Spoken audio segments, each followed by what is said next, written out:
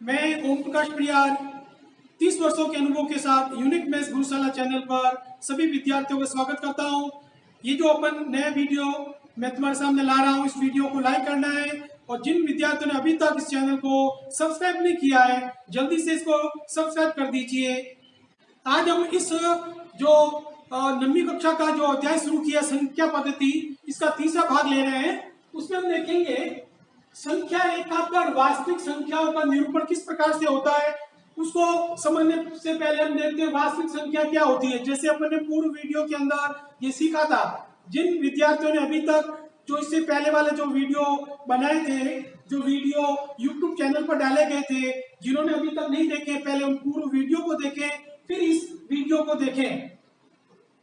परिमेय संख्या और अपरिमेय संख्या जब संग्रह होता है तो वास्तविक संख्या कहलाती है। अब उसका निरूपण जो है वो किस प्रकार से करते हैं, इसका क्वेश्चन हम लेते हैं। देखिए पहला प्रश्न, उत्तरोत्तर आवर्तन करके संख्या रेखा पर 3.765 को देखिए। यानी इसको हमें संख्या रेखा पर इसको व्यवस्थित करना है। किस प्रकार से इसको संख्या रेखा पर विस्तृत करेंगे ये देखना है। अब ये व्यवस्थित करने के लिए सबसे पहले हम यहाँ पर एक संख्या रेखा बनाएंगे और संख्या रेखा बनाने के बाद उसके ठीक 10 भाग बनाएंगे बराबर। 1 2 3 4 5 6 7 8 9 10 भाग बराबर बनाना है। 10 भाग बनाने के बाद देखिए ये जो संख्या है 3.765, तो हम कह सकते हैं ये जो संख्या 3 और 4 के बीच में है। तो सबसे पहले तो इधर हमने 3 लिया और इधर हमने 4 लिया और यहाँ 3.1, 3 के बाद 3.1 होता है, 3.2, 3.3, 3.4, इस प्रकार से ये चलता चलता 3.8, 3.9 और ये 4 आ गया। अब अपन यहाँ देखेंगे अपने पास में सबसे पहले लेना है अपन को 3.7, 3.7। अब देखो 3.7 है ये कहाँ है, हम देखेंगे ये देखो ये रहा 3.7 यहाँ आ रहा है। देखो ये 3.7, तो 3.7 हमें मिल गया। देखो ये, लेकिन हमें आगे और जाना है, वो है 3.76। तो वो 6 कहाँ मिलेगा, तो यानी इसके बाद जो संख्या होगी उसमें मिलेगा, तो इनके बीच में होगा 3.76, 3.7 और 3.8 के बीच में मिलेगा। तो सबसे पहले इसके अंदर ये आवर्तन होगा। देखो ये इस प्रकार से आवर्तन हो रहा है। सबसे पहले हम इसको देख रहे हैं। देखो ये सबसे पहले इसको देख लीजिए, ये जो संख्या है ये वाली संख्या 3.76 इन दोनों के बीच में। अब हमने एक और देखो नई संख्या रेखा बनाई, 10 बराबर भाग कर दिए। इस तरफ देखें, बाईं ओर 3.7 और दाहिनी ओर 3.8। वापस लिखना शुरू किया, देखो 3.71, 3.72, इस प्रकार से लिखते गए 3.79। अब हमें क्या चाहिए, 3.76।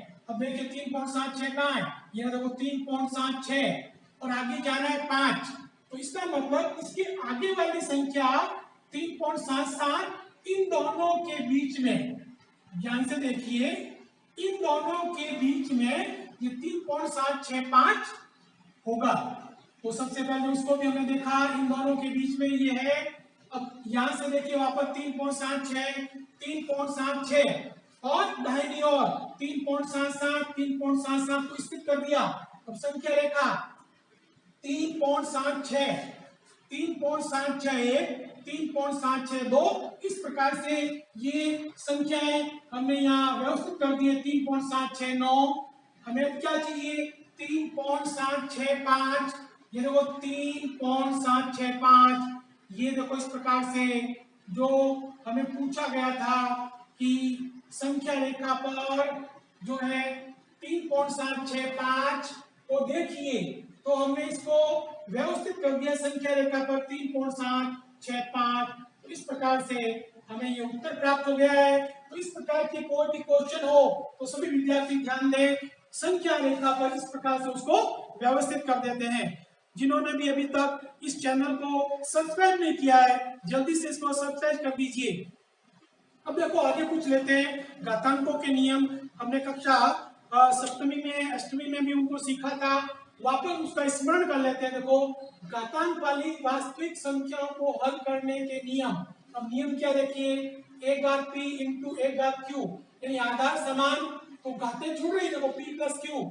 अब देखिए आधार समान है लेकिन भाग में है तो घातें घट रही है, आधार समान लिखा p minus q, a p घात के ऊपर घात आ रही है p और q, देखो घातों का गुणा हो रहा है, आधार a p इंटू q, घातों का गुणा, आधार अलग अलग है, घात समान है तो a इंटू b, घात समान आ गई p, एक घात जीरो, यानी किसी भी संख्या के ऊपर अगर घात जीरो है तो उसका मान सदैव एक होगा। एक के ऊपर देखो माइनस एन, ऋण घात तो एक बटा एक घात एन और एक बटा एक घात माइनस एन बराबर एक घात एन, यानी कहने का अर्थ है अगर घातों को अंश से हर से अंश में ले जाएंगे तो चिन्ह घात के जो चिन्ह है वो परिवर्तन हो जाते हैं। अब हम घातांकों के नियम से संबंधित क्वेश्चन लेते हैं। देखिए प्रश्न पहला, मान ज्ञात कीजिए।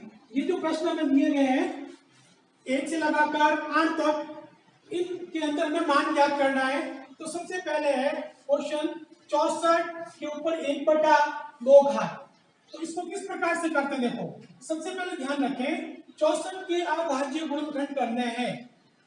देखिए 64 के अगर 2 के रूप में करोगे 2 इंटू 2 इंटू 2 इंटू 2 इंटू 2, 2 दूनी 4, 4 दूनी 8, 8 दूनी 16, 16 दूनी 32 और 32 दूना 64 और ऊपर देखो 1/2 ये आ गया है। अब इसको घातांक के रूप में लिखिए, देखो ये 2 घात 1 2 3 4 5 6 और घात ऊपर देखो ये 1/2 1/2 में 1/2, इस प्रकार से देखो 2 घात, घात के ऊपर घात आ रही है, देखो 6 इंटू घातों का आपस में गुणा हो रहा है, जो घातांक के जो नियम है वो देखिए कट रही संख्या, देखो 2 एकम 2 2 3 6 बराबर 2 घात, ये जो है 3 एकम 3 2 घात 3, यानी 2 को 3 बार लिखिए, 2 2 इंटू 2 बराबर 2 दूनी 4, 4 दूनी 8। तो इस प्रकार से इसका जो उत्तर हमें प्राप्त हुआ है वो 8 प्राप्त हुआ है। हम चाहे तो इसको इस प्रकार से भी कर सकते हैं, ध्यान दीजिए इस क्वेश्चन को इस प्रकार से भी कर सकते हैं, या 8 इंटू 8, 64 का मतलब है देखो 8 इंटू 8 और घात 1/2, यानी 8 के ऊपर जो है ये 2 बार है तो ये 2 बार आ गया, या 1/2 बराबर 8 इंटू 8 के ऊपर जो घात है वो है 2 और 1/2, 2 से 2 कैंसिल और ये हमें प्राप्त हुआ है बराबर 8। तो इस प्रकार से भी देखो ये तरीका दोनों तरीके अपनाए जा सकते हैं।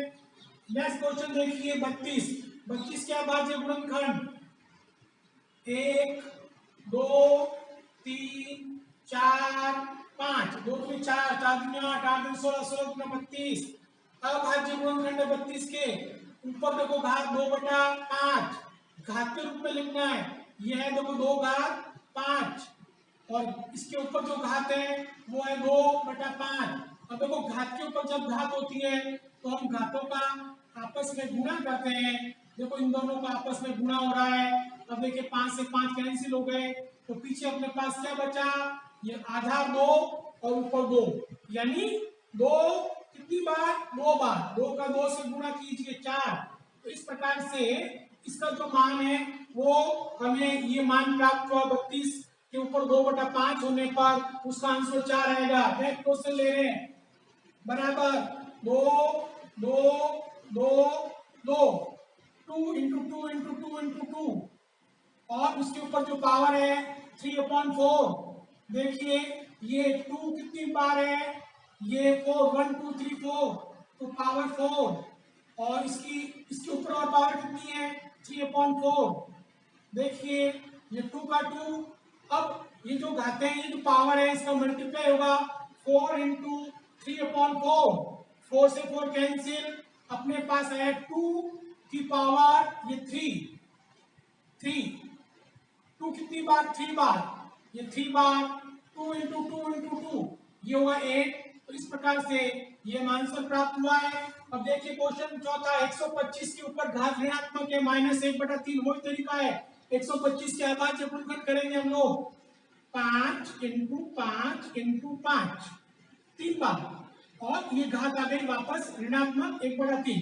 कितनी बार है, तो 5 घात 3 पावर 3 और ऊपर -1/3 घातों का आपस में गुणा लेके 5 ऊपर 3 घातों का आपस में गुणा -1/3 तो 3 से 3 कैंसिल हुआ, पीछे क्या बचा 5 की घात -1।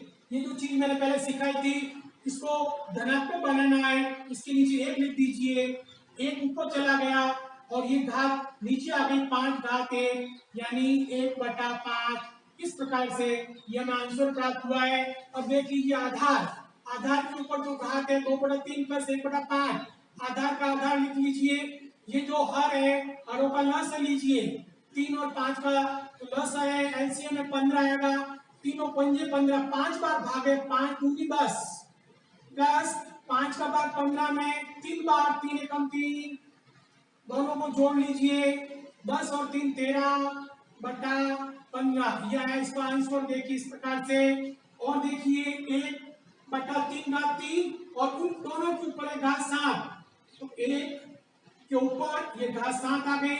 अब देखिए घातों का आपस में गुणा हो रहा है, 3 इंटू घात के ऊपर ये घात आ रही है तो ये हो गया 7।